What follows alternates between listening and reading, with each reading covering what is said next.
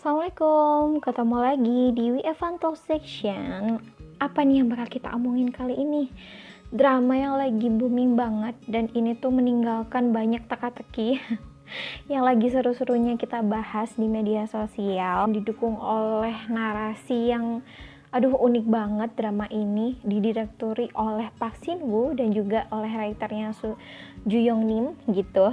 Udah tahu kan dramanya apa? Bener banget, drama comeback setelah wamilnya Kim So Hyun, yaitu It's Okay Not to Be Okay. Jadi drama ini tuh awalnya kan yang berjudul Psycho But It's Okay ya, waktu teasernya awal-awal itu, tapi kayaknya abis itu mungkin diganti judulnya It's Okay Not to Be Okay, dan ini tuh ditayangkan di TVN setiap hari Sabtu sama Minggu. Jadi hari ini tuh bakal tayang lagi.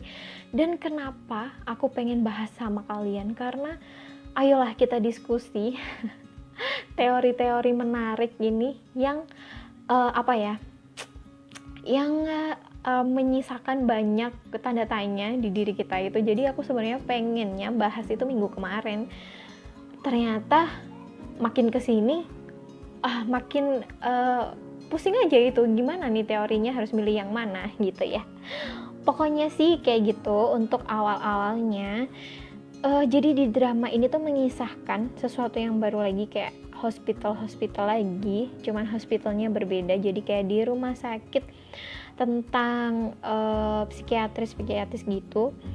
Dia ini sebagai seorang perawat, tentunya yang merawat orang-orang yang memiliki masalah di psikiatrisnya, di kejiwaannya, diperankan oleh Kim So Hyun yang memiliki seorang kakak, yaitu Oh Jung Se, seorang autisme.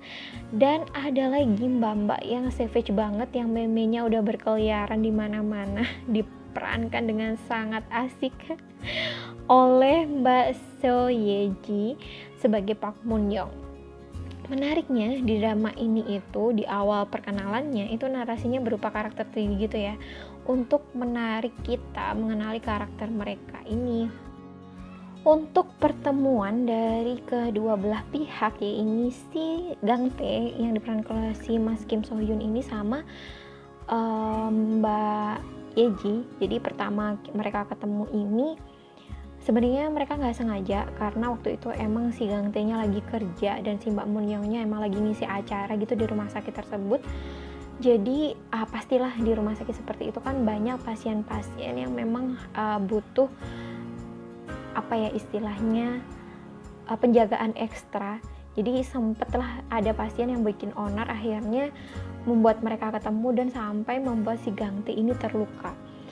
Sebenarnya waktu awal si Gang Tae ketemu sama Mbak Moon Young ini, sebenarnya dia kayak udah feeling kayak ada sesuatu nih di dalam diri si mbaknya ini, karena ya mungkin nggak dipungkiri ya, karena si Gang Tae sendiri juga perawat yang notabene udah lama banget kerja di bidang kayak gitu itu.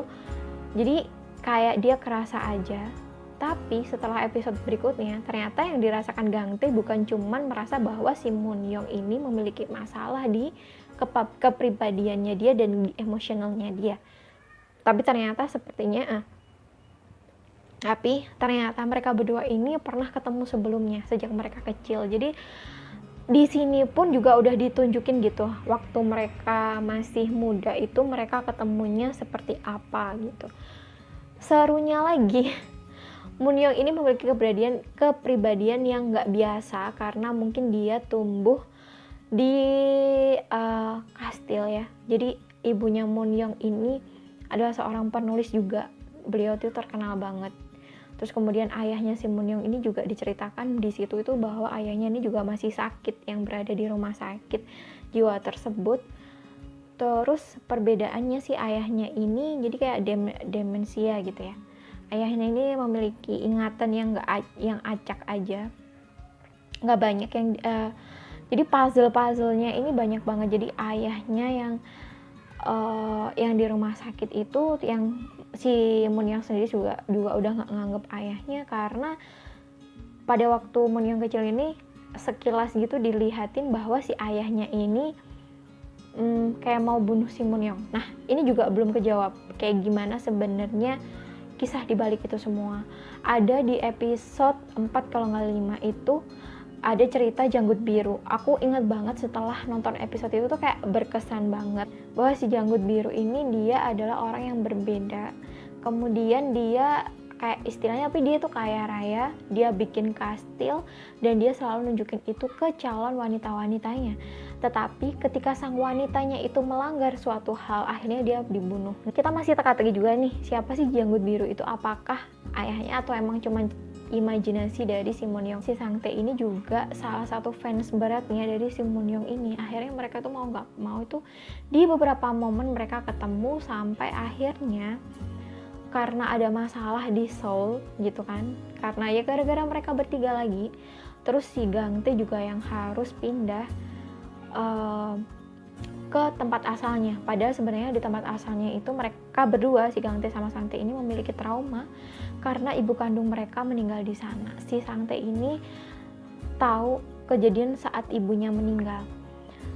Dan Sang-tae ini sangat takut sama kupu-kupu. Jadi karena dia itu lihat gitu, tersangkanya ini kupu-kupu dalam tanda kutip ya, pasti. Entah itu dia pakai baju kupu-kupu atau dia bentuknya kayak kupu-kupu atau apa yang kupu-kupu, itu masih jadi misteri gitu. Kupu-kupu ini apa dan siapa dan seperti apa, karena Moon-young sendiri ini suka gitu bunuh kupu-kupu. Jadi kayak ini relate ya pasti. Jadi awal-awal itu aku masih mikirnya jangan-jangan ini ada hubungannya nih sama Moon-young dari pembunuhan si ibunya Gang-tae dan Sang-tae ini gitu. Jadi udah ada misteri lagi. Jadi belum kejawab juga sampai episode 12 gitu. Akhirnya sih di sini sih nggak cuman nyeritain cinta segitiganya itu tadi, tapi di karakter-karakter mereka yang mungkin gimana sebenarnya si Gang-tae ini dia juga memiliki suatu trauma terhadap ibunya, kemudian juga memiliki masalah sama Hyungnya. Serunya si Moon-young itu ngericuh lah dia sampai akhirnya bikin galau Gang-tae ini, apakah dia harus benar-benar mau nerima perasaannya si Moon-young ini atau dia enggak lagi. Jadi bahkan kakaknya ini kan si kakaknya si Gang-tae ini dia tuh juga pintar ngelukis gitu. Jadi sempat kepikiran si Moon-young ini untuk jadiin si kakaknya ini ilustrator. Jadi akhirnya mereka ini tinggal satu rumah. Dari satu rumah inilah awalnya itu kayak ceritanya kayak semacam ada horor-horornya gitu loh. Jadi kayak di kastilnya yang gede kayak gitu, dengan cerita yang kemarin sempat diceritain yang di si Janggut Biru itu, sampai aku tuh ini kalau beneran sih gila sih, dan emang beneran masih ada bekas darah di situ. Jadi dia misterinya tuh banyak. Jadi apakah si ibunya ini beneran meninggal, ibunya Moon-young? Apakah beneran meninggal ataukah orang lain yang meninggal atau entah gimana? Dan teman-teman pecinta drama itu tuh teorinya kreatif banget dan semuanya itu make sense, sampai aku tuh bingung nyernanya dan aku tuh sampai nggak berani nebak, karena yang kemarin itu aku mau nebak ini tuh pasien ini ibunya apa bukan ya gitu. Aku mikir ketika ibunya, kalau ibunya kok cepet banget ya terungkap gitu, dan ternyata beneran waktu itu sih pasiennya ini tuh bilang bahwa dia hanya seorang fans, tapi kok dia ninggalin surat. Nah, apakah dia disuruh seseorang? Teori kedua adalah yaitu si susternya ini adalah adiknya dari almarhum ibunya. Jadi ibunya benar-benar meninggal. Mungkin jadi teorinya yang ini tuh kayak bilang bahwa si suster ini tuh terobsesi gitu sama kakaknya karena yang memiliki kepribadian yang bagus, kemudian dia tuh novelis terkenal, kemudian dibangunkan kastil oleh suaminya. Terus ada lagi teori itu yang bilang kalau Sang-tae sama Moon-young ini adalah kakak adik gitu. Kalau menurutku sih dari ungkapan di episode 11 atau 12 kemarin itu, waktu ibu kantin bilang kalau misalkan mereka ini mirip, menurutku sih hanya mirip secara pola pikir ya, kayak tingkahnya. Jadi saking banyaknya teori aku tuh sampai bingung mau ngungkapinnya yang mana dulu. Jadi mungkin nanti kita bisa lanjutin ke kolom komentar, bisa juga kita nanti komen-komenan di status Instagram, karena emang keterbatasan waktu, biar kalian juga nggak bosen dengerin suaraku. Jadi nanti kita langsung diskusi aja ya teman-teman. Soalnya yang paling bikin penasaran emang si mamahnya ini siapa dan gimana, kayak gimana, dan papahnya ini si papanya Moon-young ya, mamahnya Moon-young, papanya Moon-young Papanya Moonyoung ini sebenarnya kenapa sampai dia sakit kayak gitu dan sampai mau bunuh si Moonyoung. Terus si Gang Tae sama Sang Tae ini seperti apa sebenarnya, dan pembunuhan dari ibunya Sang Tae dan Gang Tae ini sebenarnya kayak gimana. Nah, sempet tuh yang namanya teori kupu-kupu, juga yang pemakaian posisi bros kupu-kupunya yang gak sama. Nah, itu juga jadi pertanyaan banget. Makanya sampai muncul teori bahwa si suster tadi itu adalah adiknya. Tapi siapa tahu kalau yang ternyata emang masih hidup atau ternyata emang pasiennya tadi. Jadi kita nggak tahu lagi. Masih banyak banget teori yang tersisa. Jadi ayo diskusi bareng-bareng, aku tungguin karena ini seru banget. Oke, sampai ketemu, selamat malam minggu, dan jangan lupa share komen di bawah ya, aku tungguin. Bye bye, assalamualaikum.